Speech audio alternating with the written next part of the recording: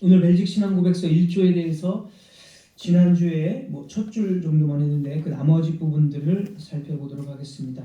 우리 신앙고백서는 약 11가지의 하나님의 속성에 대해서 서술을 하고 있습니다. 여기 보면 그분은 단순하시고 영적인 존재이십니다 하면서 쭉쭉쭉쭉 하나님의 11가지의 속성을 말씀하고 있습니다. 첫 번째로 보면 우리가 하나하나 다 살펴볼 텐데 길게 살펴볼 수는 없습니다. 시간 관계상. 첫 번째 보면 하나님의 단순하심, 그분은 단순하시고 이렇게 말을 하고 있습니다. 하나님은 단순하십니다. 인간은 혼합체로 구성이 되어 있습니다. 인간은 영혼이 있고 또 육체가 있고 또 육체 중에서도 몸이 있고 다리가 있고 팔이 있고 그렇습니다. 그런데 인간은 우리가 이 혼합체인데 인간을 구성하는 것 중에 뭐가 하나 없어졌을지라도 여전히 인간입니다. 예를 들어서 어떤 사람이 사고가 나서 다리를 하나 잃어버렸다.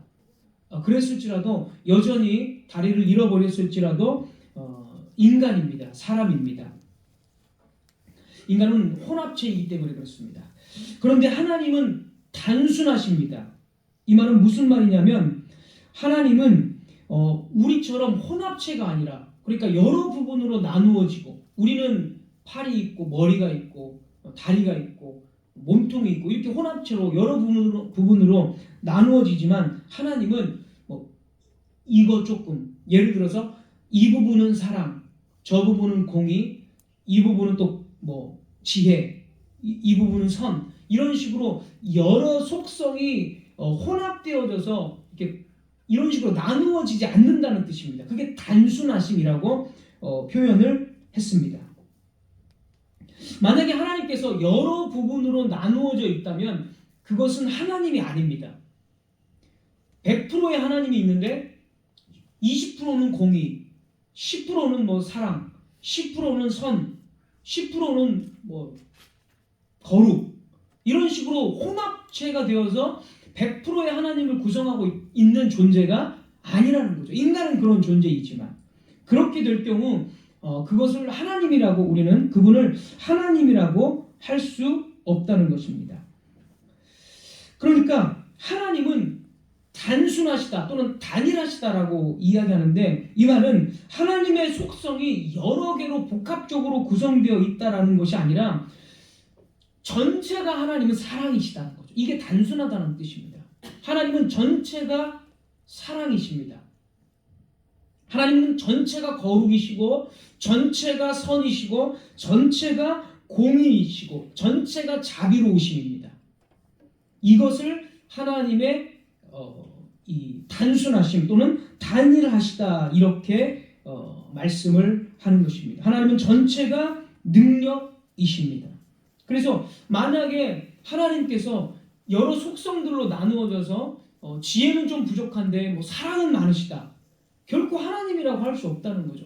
전능하시지만 지혜는 좀 부족하시다. 무한한 전능을 가지지만 무한히 전지하지는 않으시다. 이렇게 되면 그분을 우리는 하나님이라고 말할 수 없고 그분을 의존할 수도 없다는 것이죠. 그래서 인간과 다르게 인간은 팔이 없을지라도 어느 뭘 하나 잃어버렸을지라도 여전히 인간 고유의 인격을 가지고 있지만 하나님은 인간과 달리 전체 언제나 전체로 봐야 된다는 거죠. 그래서 나는 하나님의 사랑만 좋아해. 이래서는 안 된다는 거죠. 하나님은 전체가 사랑이시고 전체가 또한 공의로우시기 때문에 전체가 거룩이시기 때문에 내가 좋아하는 속성만을 붙잡고 나는 하나님을 섬길 것이다. 나는 이 부분을 좋아하니까 하나님은 이렇게 나를 기도응답을 잘해주시니까 나는 이런 기도응답을 잘해주시는 하나님이 좋다. 그래서 나는 하나님을 믿는 거다. 이런 것은 하나님을 믿는 게 아닙니다. 우리는 언제나 전체가 사랑, 전체가 공의, 모든 속성이 그냥 하나님 자신이어야 됩니다. 그리고 또한 여기서 알 수 있는 게 전체 하나님의 모든 이 속성들은 서로 모순이 없다는 거예요. 예를 들어서 전체가 사랑이신데 어떻게 전체가 공의롭습니까? 인간의 생각으로는 이게 모순되는 것 같지만 하나님의 입장에서는 하나님은 모순이 없습니다. 모순이 있다면 사실 하나님이 역시 아닌 거죠. 모든 속성들이 하나님 자체이시고 그 모든 속성들은 절대적이고 완전하며 서로 모순이 아니다. 하나님은 복합체 이런 분이 아니시기 때문에, 혼합체가 아니시기 때문에 그렇습니다. 그게 하나님은 단순하시다라는 신앙 고백입니다. 두 번째로 이어서 계속 보시면 영적인 존재, 영이시다라는 거죠. 하나님은 영이십니다. 영이라는 것은 만질 수 없고 느낄 수 없고 보여지지도 않습니다.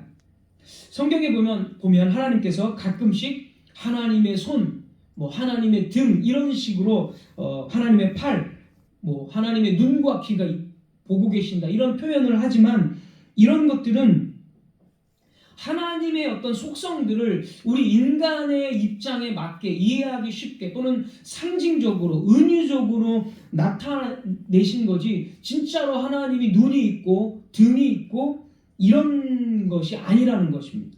이런 뜻이 아니라는 것입니다. 영이시기 때문에 하나님을 보려고 하면 벌써 그게 불신앙입니다. 영이시기 때문에 우리가 아는 대로 십계명에서 너희는 아무 형상도 만들지 말라. 하나님은 영이시기 때문에 하나님을 느끼려고 하지 마라.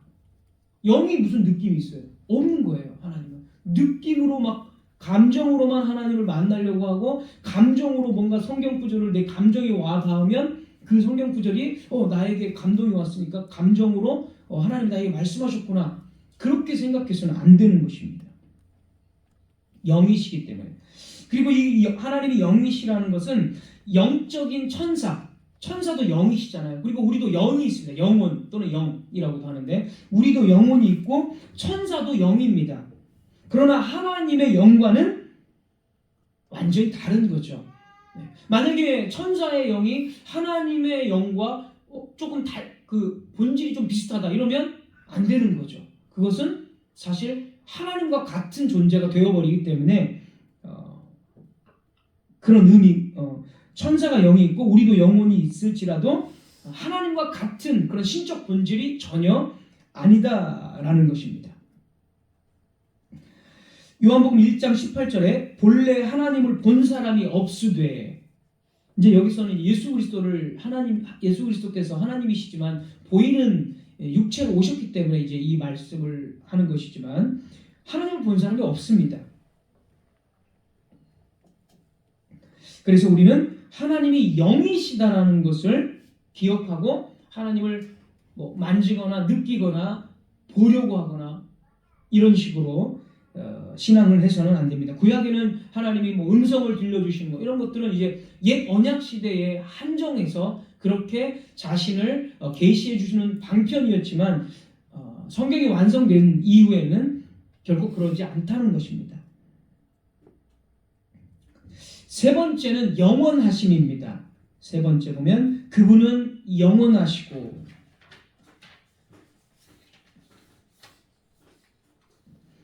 영원이라는 것은 시작과 끝이 없다는 것을 의미합니다. 시작하는 그 시작이 우리들은 있고 이 세상은 시작이 있습니다. 하나님이 창조하셨을 때 이 세상은 시작이 있어요. 그렇기 때문에 이 세상에서 영원한 건 없습니다. 하지만 하나님만이 영원하시는데 그분은 시작이 없습니다. 영원 전에 계셨고 영원히 또 계세요. 그리고 영원이라는 것은 시간을 초월했다라는 뜻입니다. 시간 밖에 계신다는 뜻이에요. 시간 밖에 있으면 시간 안에는 없느냐 그런 의미는 아닙니다. 영원이라는 것은 시간의 개념에 속하지 않는다는 것을 뜻합니다. 그러니까 하나님은 과거에도 계시고 현재에도 계시고 미래에도 동시적으로 계십니다.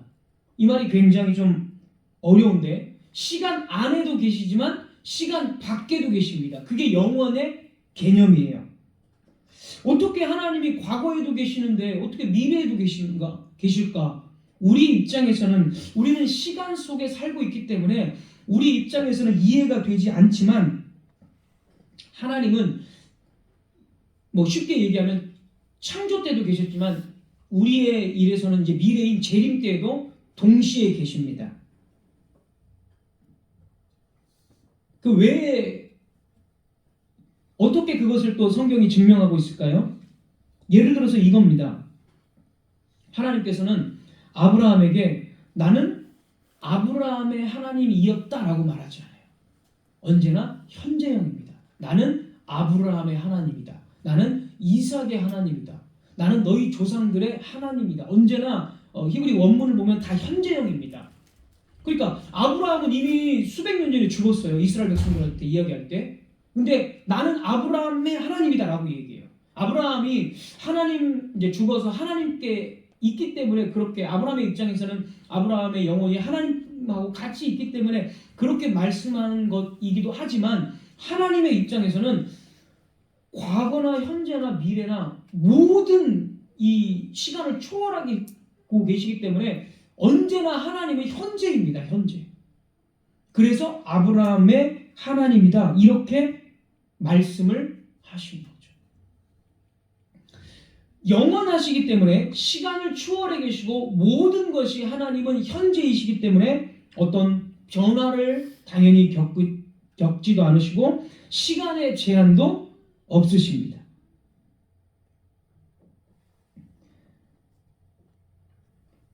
그래서 언제나 하나님은 우리에게 현재입니다. 현재.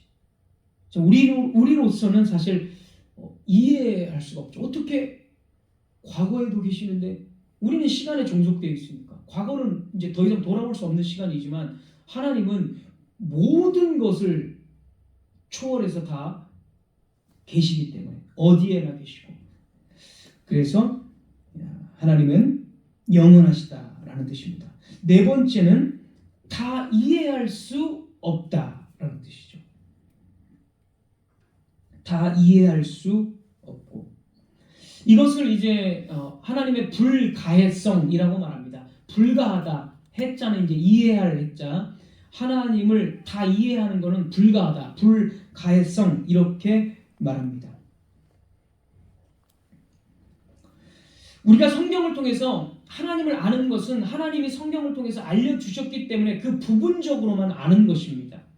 우리가 알기를 원하는 만큼만 하나님은 성경에 제한적으로 알려주신 거예요. 성경이 기록되어 있다고 해서 모든 것을 다 기록한 것은 아니죠. 우리의 삶의 신앙, 우리가 살아가는 데 필요한 어떤 하나님의 말씀, 살아가는 데 필요한 어떤 구원들 이런 것에 대해서 충분하게 가르쳐 주셨지만 성경이 하나님의 모든 것을 다 담을 수 당연히 없죠. 그래서 불가해성이라고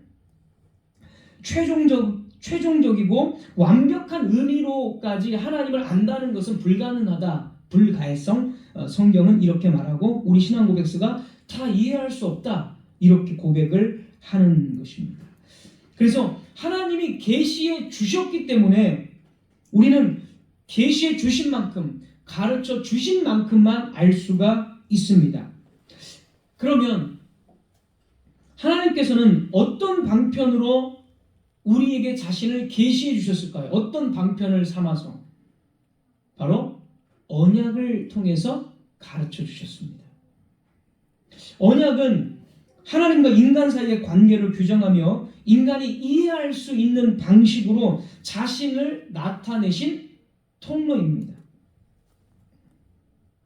그래서 창조하셨을 때도 아담과 하와에게 언약으로서 생육하고 번성해라.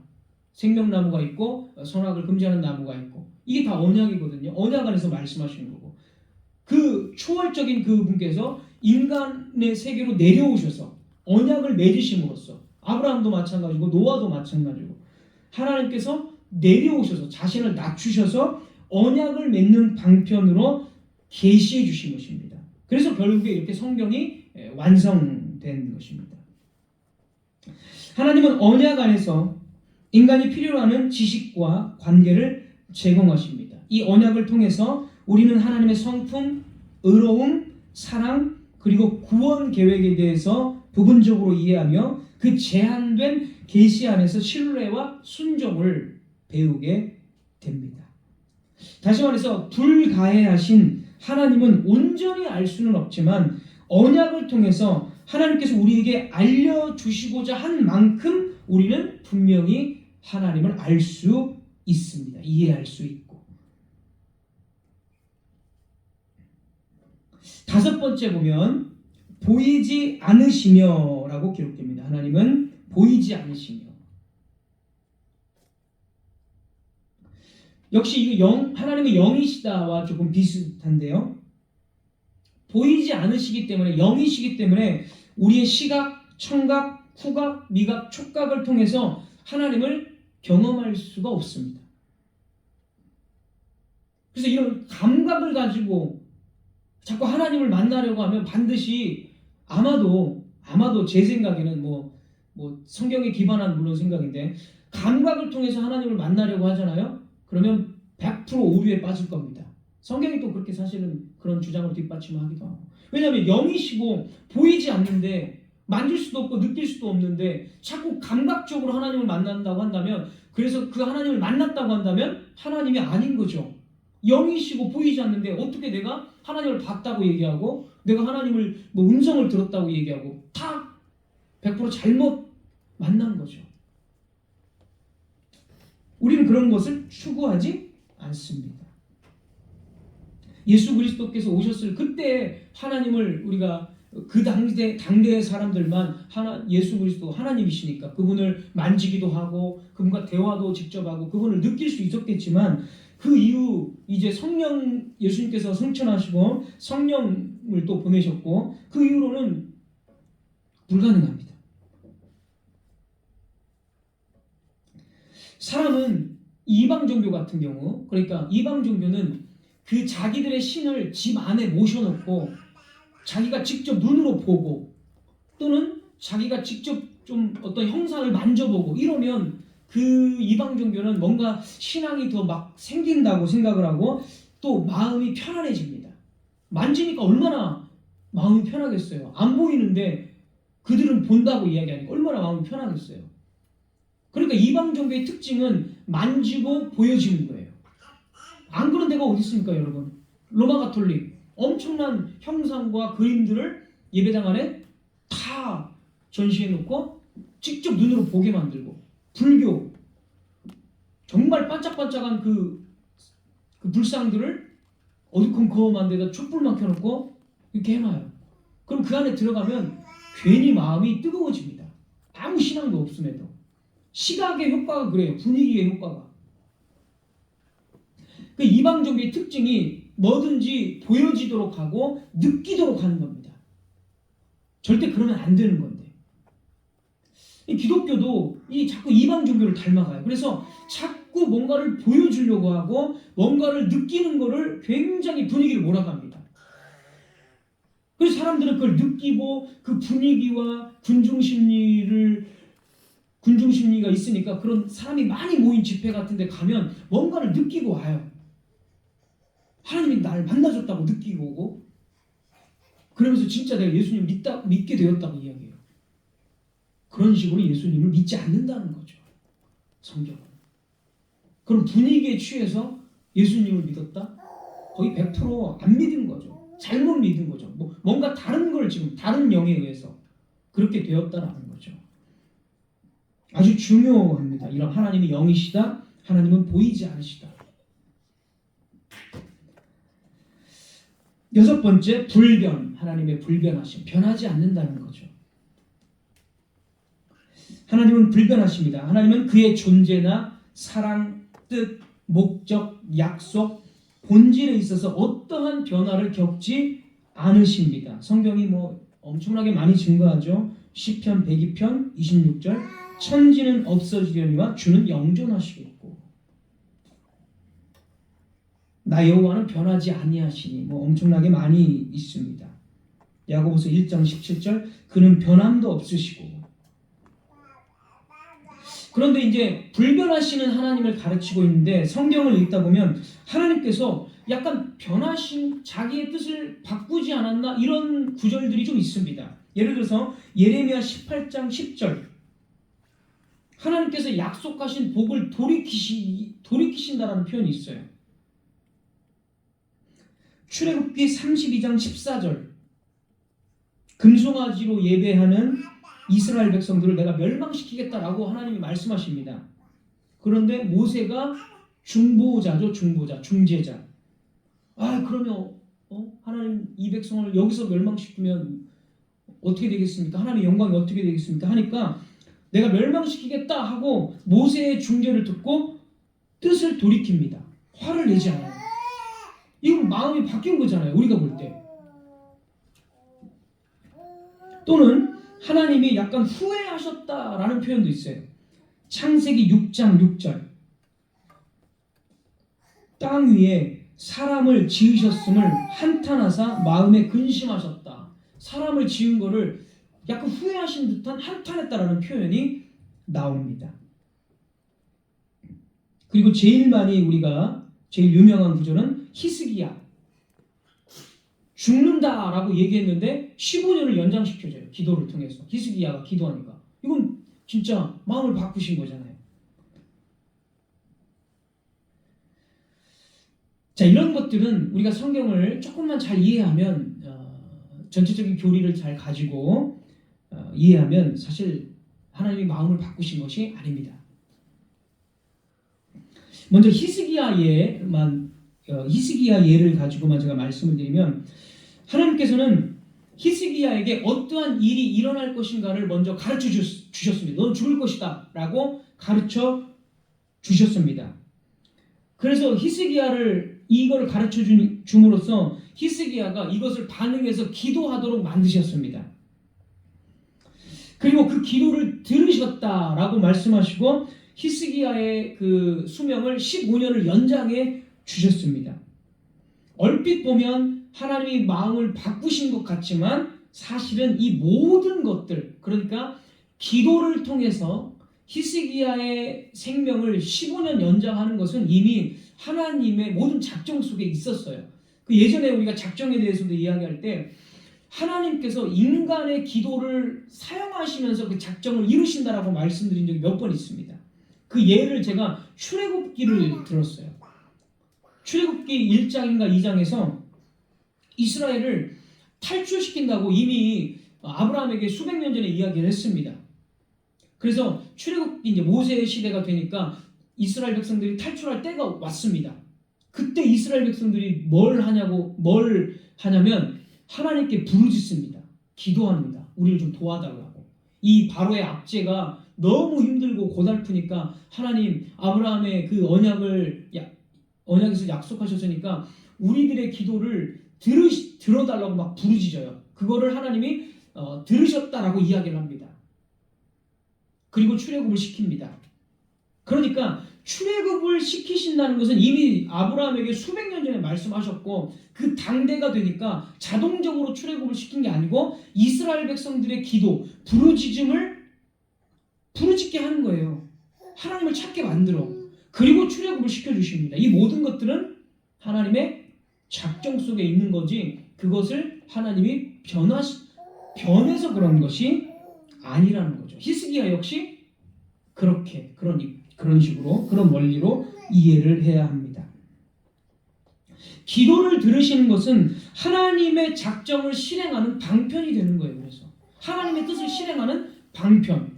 이거 주기도문 할 때도 여러 번 말씀을 드린 겁니다. 하나님의 뜻이 바뀌는 게 아니라 하나님의 뜻을 실현하는 방편이 우리의 기도입니다. 성경이 그렇게 증거하고 있습니다.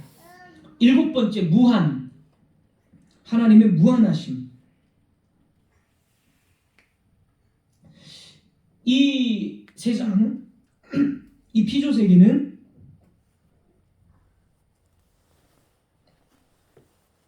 제한된 세상입니다. 피조물들은 항상 시작이 있고 끝이 있습니다. 저 우주도 광활하고 무한한 것 같지만 사실 무한하지가 않죠. 인간이 우주를 얼마큼 측정할 수 있는가, 그건 뭐 기술이 얼마큼인지는 모르겠지만 인간이 측정할 수 없다고 해서 우주가 또한 무한한 것은 아닙니다. 그러나 하나님은 모든 것이 무한하십니다. 시간과 공간에 제한받지 않으시고 측량을 할 수가 없습니다. 왜냐하면 무한하신 분이시기 때문에 어느 피조물과 견줄 수 없고 모든 비교를 허락하지 않으십니다. 왜냐하면 무한한 존재는 하나님 외에 없기 때문에.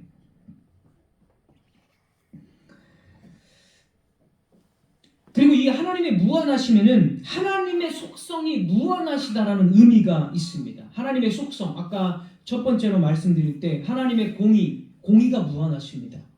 하나님의 사랑이 무한하십니다. 진실이 무한하시고 거룩함이 무한하시고 선하심과 지혜가 무한하십니다. 이게 이제 하나님의 무한하심이라는 의미가 됩니다. 여덟 번째, 전능입니다. 하나님의 전능하심. 하나님은 위엄과 능력이 있으시고 그래서 하나님은 자신을 전능자다 이렇게 말합니다. 아브라함에게 나는 전능하신 하나님이다 이렇게 말씀하셨고 여호와께 능치 못한 일이 있겠느냐라고 말씀하셨습니다. 전능이라는 것은 모든 능력이 하나님께로부터 온다는 것, 하나님의 힘으로 이 세상이 움직이고 있다는 것을 뜻합니다. 예를 들어서 자연 법칙이 있습니다. 지구가 공전하고 또 자전하고 태양 중심을 공전하면서 하루에 한 바퀴씩 자전합니다. 이런 지구의 공전과 자전 때문에 우리가 사계절이 있고 뭐 1년이 주기가 있고 뭐 달이 있고 이렇게 됩니다. 그러면 사람들은 생각하기를 그 지구가 자꾸 자전하고 태양 주위를 이렇게 공전하니까 1년에 한 바퀴 도니까 이 자연 법칙이 있으니까 이 세상이 돌아가는 것이 아니냐. 하나님은 뭘 하시겠냐. 그 자연 법칙이 있으니까 자연 법칙대로 돌아가는 거지. 하나님의 능력이 이 세상을 돌아가게 하는 근원이기 때문에 이 자연 법칙이 늘 아침이 오고 저녁이 오고 뭐 사계절의 변화가 있고 1년이 바뀌고 또 1년이 오고 이런 모든 것들은 하나님의 능력 안에서 실행되는 거지 절대로 하나님의 능력이 아니고서 그냥 하나님은 따로 떨어져서 분리된 존재로 이 세상을 그냥 돌아가게 만드신 것이 전혀 아닙니다. 시계 태엽을 한번 감아놓으면 그 원리 때문에 막 계속 시계가 가는 것처럼 그런 원리가 아니라 하나님의 능력 때문에 이 모든 자연 법칙이 하루하루 돌아가는 거예요.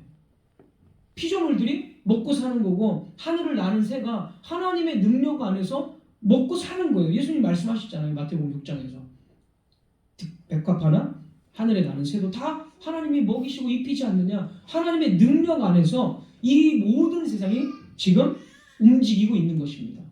하나님이 능력을 딱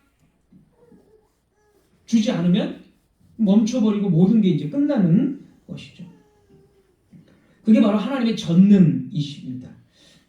또한 하나님의 전능은 하나님이 하시기로 결정하셨다면 그 뜻을 따라 그 뜻을 어느 것도 방해할 수 없다라는 것을 뜻합니다. 하나님이 전능하지 않다면 하나님의 뜻이 이루어지지 않습니다. 하나님이 전능하지 않다면 하나님의 약속은 절대로 우리를 향해서 못 지키십니다. 우리를 사랑하지만 우리를 사랑하실 수 있는 능력이 없어요. 그건 하나님이 아닌 거죠. 우리를 사랑하실 수 있는 능력, 의를 행하실 수 있는 모든 능력, 이 모든 것이 하나님의 전능에서 나옵니다. 아홉 번째, 하나님은 지혜로우십니다. 하나님의 지혜는 몇 가지 방편에서 나오는데 뭐 다는 말씀드릴 수 없고 한 세 가지 정도만 말씀드리면 하나님의 지혜는 어디에서 빛을 발하느냐. 첫 번째는 창조에서 빛을 발합니다. 이 창조 세계가 하나님의 무한한 지혜로 창조가 되었습니다. 시편 104편 24절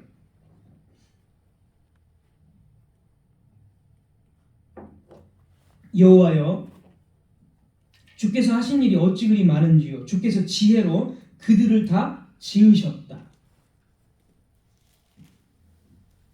두 번째는 하나님의 지혜는 그의 위대한 구속의 사역, 예수 그리스도의 구원하심 속에 더 또 빛을 발합니다. 고린도전서 1장 18절에서 20절 보면, 고린도전서 1장 18절에서 20절 보면, 이 세상에서 스스로 지혜롭다 생각하고 믿지 않는 자들에게는 십자가의 도가 미련한 것이지만 그리스도는 부르심을 받은 자들에게 하나님의 지혜가 되신다. 하나님의 지혜, 그리스도는. 십자가는 하나님의 지혜입니다. 아주 여기서 엄청난 하나님의 지혜가 빛을 발하는 거죠. 바울은 로마서 11장 마지막 부분에서 하나님의 구원 계획이 얼마나 지혜롭고 오묘한 것인지를 벅찬 감격으로 찬양합니다. 로마서 11장 33절, 깊도다 하나님의 지혜와 지식의 부요함이여 그의 판단은 측량치 못할 것이며 그의 길은 찾지 못할 것이로다. 세 번째는 하나님의 지혜는 모든 일들을 자신의 뜻대로 작정하시고 실행하신다는 거죠. 이 지혜를 가지고. 하나님께서 하시는 모든 작정과 결정은 언제나 지혜로운 결정입니다. 우리 인간의 눈으로 볼 때 왜 이런 일을 겪게 하셨을까? 도저히 이해가 되지 않는다. 하나님의 지혜로운 작정이자 결정입니다.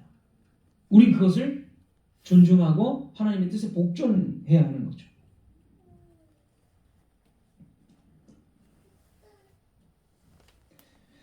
하나님의 지혜로우심은 그가 작정하신 목적을 이루기 위해 가장 적절한 방식으로 만물 각각을 이끌어 가시며 다스리시고 계십니다. 그렇기 때문에 하나님의 지혜를 믿는 우리는 항상 범사에 하나님의 선하신 뜻과 의리가 있음을 고백해야 하고 언제나 다 이해할 수 없을지라도 언제나 이 선하신 지혜로 합력하여 선을 이룰 것이다 라는 신앙의 고백을 해야 합니다.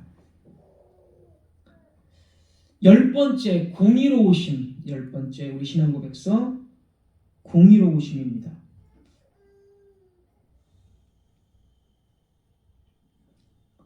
하나님은 언제나 하시는 모든 일들이 절대적으로 옳으십니다. 공의로우십니다. 그래서 하나님은 모든 의의 기준입니다. 신명기 32장 4절에 모세는 신명기 32장 4절 그가 하신 일이 완전하고 그의 모든 길이 정의롭고 진실하고 거짓이 없으신 하나님이시니 공의로우시고 바르시도다. 그래서 하나님께서 인간을 지옥에 던지시는 이유는 공의로우심 때문입니다. 죄를 묵과해버리고 죄를 묵인해버린다면 공의가 아닙니다. 반드시 죄가 있다면 죄에 대한 형벌을 가하는 게 공의입니다. 우리 사회도 마찬가지죠. 제가 이런 거 얘기하면서 늘 얘기하죠. 우리 사회가 진짜 흉악범죄가 있는데 그걸 풀어줘 버려요. 그러면 사람들이 다 들고 일어나죠. 우리 사회에 공의라는 게 있느냐 하면서. 마찬가지입니다. 하나님은 절대적으로 공의로우시기 때문에 악인들을, 죄인들을 반드시 지옥 형벌을 하십니다. 그리고 공의롭다는 것은 의인은 상을 줘야 됩니다. 그게 또 공의예요. 하나님께서 인정하시는 의로운 백성들에게 하나님은 반드시 상을 줍니다. 그게 또 공의입니다. 의로운데 상을 안 줘요. 우리 사회에서도 또 제가 예전에도 예를 들었죠. 국가 유공자인데 상을 안 줘. 혜택을 안 줘. 그럼 사람들이 들고 일어나죠. 우리는 이렇게 국가에 공을 세웠는데 왜 국가가 아무런 어떤 상을 주지 않느냐. 보상을 해줘야 되는 거죠. 이게 공의입니다. 하나님도 마찬가지예요. 의에 대해서는 반드시 상을 주십니다. 우리의 예수 그리스도를 통한 우리의 의에 대해서, 예수 안에서의 우리의 의에 대해서 반드시 영생과 부활과 영원한 하나님과의 교제라는 그런 상을 주십니다. 이 외에도 뭐 엄청난 하나님이 주시는 성경에 기록된 상을 주시는 거죠. 상을 주지 않는 하나님은 공의에 어긋나기 때문에 반드시 상을 주십니다. 그래서 공이라는 것은 다 잃어버려도 두 가지, 의에 대한 상, 악에 대한 심판, 이 두 가지만 꼭 기억하셔도 되겠습니다. 마지막 속성 11번째, 선하신 하나님은 선이시다. 선의 원천이시다라는 거죠. 하나님은 그분 자체로 지극히 선하십니다. 예수님께서 자신에게 와서 영생을 얻기 위해서 행할 일이 무엇이냐고 물었을 때, 마태복음 19장 17절에 율법사가 질문했을 때 하나님 한 분 외에는 선한 이가 없다라고 말씀을 하십니다. 하나님 한 분 외에는 선이 없어요.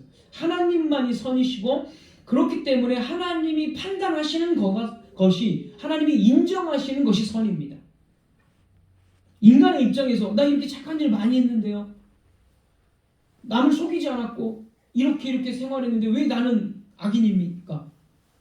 하나님이 예수 그리스도 외에 선이 없다라고 이야기했을 때는 예수 그리스도를 통한 선이 아니고서는 선이 아닙니다. 다 하나님 보시기에는 악이죠. 인간의 입장에서야, 인간 사회에서야 참 저 사람 선하다, 인간적인 입장에서 선하고 천국 갈 사람 이렇게 얘기하지, 하나님의 입장에서는 선이 아니라는 거죠. 하나님만이 절대적인 선이시고 하나님이 인정하시는 것만 선이기 때문에, 하나님은 선이시기 때문에 피조물들을 향해서 당신의 선을 베풀어 주십니다. 그래서 모든 사람이 햇빛과 공기와 어떤 문화들도 누릴 수 있고 건강을 다 누릴 수 있고, 하나님의 선하심 때문에. 특별히 하나님은 그의 자녀들에게는, 택하신 자녀들에게는 더 큰 선을 베푸신다는 것을 성경은 곳곳에서 증거를 합니다. 일반인들에게도 하나님은 살아가도록 선을 베푸시는데 하물며 그의 자녀들에게 더 큰 선을 베푸시지 않겠느냐. 네. 그래서 이렇게 마지막 하나님의 선하심까지, 이 외에도 하나님의 자비로우심, 긍휼하심, 더 많은 하나님의 속성들을 우리가 있지만 우리가 다 살펴볼 수는 없고, 그래도 이 신앙 고백서가 11가지의 하나님의 속성에 대해서 우리에게 신앙 고백을 그렇게 고백하도록 하고 있습니다. 우리가 하나님을 알아가는 것, 이렇게 하나님을 알아감을 통해서 속성에 대해서 간략하게 시간 관계상 조금씩 이야기를 했지만, 사실은 이제 조직신학 책을 보면 하나님의 사랑에서 1시간 분량을 또 하고, 공의 하나만 가지고도 1시간 분량을 하고 이런 식으로 다 하지만 우리는 그럴 수 없으니까 간단하게 말씀을 우리가 들었지만, 하나님의 속성을 조금이나마 이렇게 좀 들으니까 어떤 마음이 듭니까? 칼빈은 이런 식으로 이야기했습니다. 나중에도 말씀드리겠지만, 하나님을 아는 지식이 있어야 거기에 비로소 인간을 아는 지식이 있다. 기독교 강의 처음에 이야기합니다. 하나님을 아는 지식이 있어야 나 자신을 아는 지식이 있다는 거예요. 그러니까 이런 의미죠. 하나님의 무한하심을 알아야 인간의 유한함을 알고 겸손해진다는 뜻이에요. 하나님의 거룩하심을 알아야 우리 인간이 얼마나 불결한 존재인지를 안다라고 그렇게 이야기합니다. 맞는 얘기죠. 성경이 그렇게 이야기하니까. 그래서 성경을 보면 하나님을 가끔씩 하나님 보좌에 계신, 천상에 계신 하나님을 볼 때 아브라함도 그렇고 이사야도 그렇고 내가 죽을 죄를 지었습니다, 이런 식의 고백을 하잖아요. 왜 그러겠어요? 하나님의 그 무한하신 영광에 비해 인간은 아주 더러운 존재고 아주 불결한 존재라는 것을 깨달으니까 엎드려서 눈을 못 뜨는 거예요. 고개를 못 드는 거예요. 우리가 왜 하나님의 무한하심을 알아야 될까요? 왜 공의로우심을 알아야 되고, 왜 사랑하심을 알아야 되고, 왜 선하심을 알아야 될까요? 그 하나님의 속성들을 알아야 비로소 인간이 어떤 존재인가를 알게 되기 때문에, 우리가 어떤 존재인가를 알게 되면 비로소 하나님은 찬양받기에 합당하신, 우리와 견줄 수 없는 그런 분이시다라는 걸 인정하기 때문에 하나님을 알게 되는 거예요. 우리 주변에 많은 사람들이 하나님에 대해서 잘 모릅니다. 그러니까 자꾸 자신 있게 막 이야기를 해요. 내가 하나님을 만나봤는데 하나님은 내가 이거라도 이렇게 해주고 내가 저렇게 해도 하나님은 나를 특별히 사랑해요. 근데 하나님을 아는 지식이 없는데도 자꾸 자기 편의대로 하나님을 이야기하고 신앙을 그런 식으로 이야기해요. 하나님을 모르니까 그렇게 이야기하는 거예요. 하나님을 알면 겸손합니다. 물론 하나님을 알기 때문에 잘못된 오류에 대해서는 정확하게 당연히 이야기를 해야겠죠. 우리의 신앙의 선배들은 잘못된 거는 정말 죽음을 각오하고 싸웠으니까 그건 오류다라고 그렇게 해서 많이 죽었잖아요. 우리 신앙의 선배들이. 그건 겸손과 별개의 문제고 오히려 그렇게 하는 게 맞는 거죠. 그러나 하나님을 아는 진정으로 잘 아는 백성들은 정말 겸손하고 함부로 하나님 앞에서 경거망동하지 않습니다. 교회에서 사실 경거망동하지 않아요. 왜? 하나님을 알기 때문에. 우리가 왜 하나님을 알아가고 하나님에 대해서 공부할까요? 하나님을 바르게 예배하고 나 자신에 대해서 더 알고 하나님을 예배하기 위해서, 나 자신에 대해서 더 깊이 알기 위해서. 그래서 칼빈은 또 이렇게 얘기를 했어요. 하나님을 아는 지식이 있어야 비로소 나를 안다. 이렇게까지 얘기했죠. 그래야 하나님을 알고 나를 알아야 비로소 참된 경건이 있다. 이렇게 얘기를 합니다. 정말 맞는 말이죠. 하나님을 알고 나를 알아야 비로소 우리가 예배할 수 있는 거, 경건할 수 있는 거 아니겠어요? 맞잖아요. 정말. 하나님을 모르고 나를 모르는데 어떻게 우리가 하나님을 예배한다라고 있을 수 있습니까? 다 엉뚱한 걸 예배하고 자기 자신의 편의를 위해서 예배하는 것밖에 되지 않는 거고 결국에 그건 우상 숭배로밖에 맞을 수밖에 없는 것입니다. 우리가 하나님에 대해서 정말로 제대로 안다면 우리의 태도는 달라질 것입니다. 하나님의 거룩을 묵상하며 기도할 때 우리 자신의 사악한 마음과 우리 자신의 불결함을 통탄하며 철저히 낮아질 것입니다. 하나님의 광대하시고 영원하심을 안다면 우리의 유한함과 부족함을 알고 함부로 내가 돈이 많다고 우쭐거리거나 내가 건강하다고 하나님 앞에 우쭐거리며 살지 않을 것입니다. 하나님의 단순성, 단일하심을 묵상할 때 어떤 마음이 들겠습니까? 하나님의 완전하신 사랑을 묵상할 때 어찌 그 사랑 앞에 무릎을 꿇지 않을 수 있겠습니까?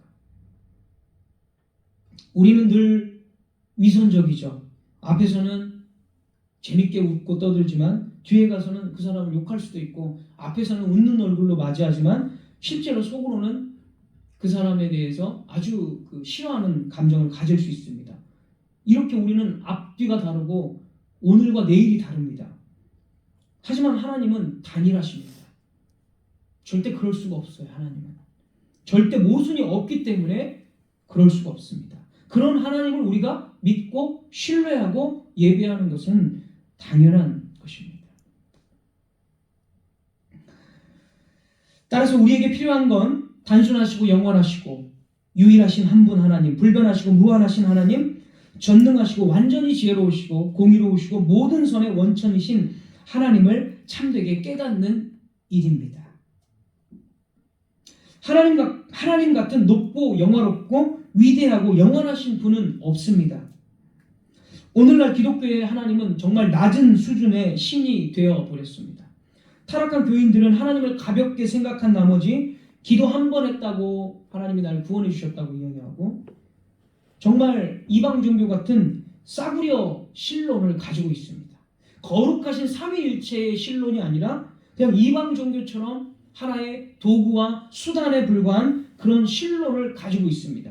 그래서 기독교의 신론은 번유와 위엄과 영원, 무한 이런 하나님이 아니라 그냥 내가 찾을 때 쉽게 나를 도와주고 내가 다루기 편한 내가 주일에 예배 가기 싫으면 오늘은 집에서 가정 예배 드려도 영상 예배 드려도 하나님은 나를 찾아와 주실 거야. 이런 싸구려 신론을 가지고 있습니다. 정말 안타깝습니다. 하나님에 대해서 배우기를 너무 싫어하고 그걸 원하지 않으니까 자꾸 이방 종교의 한 낮은 신 정도의 신으로 하나님을 취급하는 것은 정말 성경의 하나님이 아니고 신앙생활이라고 볼 수가 없습니다. 말씀을 맺도록 하겠습니다. 우리가 하나님을 바르게 알지 못하면 신앙의 근본이 흔들리고 삶 전체가 가벼운 자기 만족, 신앙은 그냥 자기 만족으로 채워지게 됩니다. 하나님은 우리가 만들어낸 생각 속의 존재가 아니라 실제로 살아계셔서 우리의 삶과 예배를 받으시며 또한 판단하시는 분이십니다. 우리가 그분 앞에 서게 될 날이 있다는 것을 기억한다면 하나님을 대하는 태도는 결코 가벼울 수 없습니다. 오늘 이 말씀을 마음속에 깊이 새기며 자기 중심적인 신앙을 내려놓고 하나님 앞에 겸손히 무릎 꿇어 참된 경외와 예배를 회복하는 저와 여러분들 되시기를 주님의 이름으로 부탁을 드립니다. 기도하겠습니다.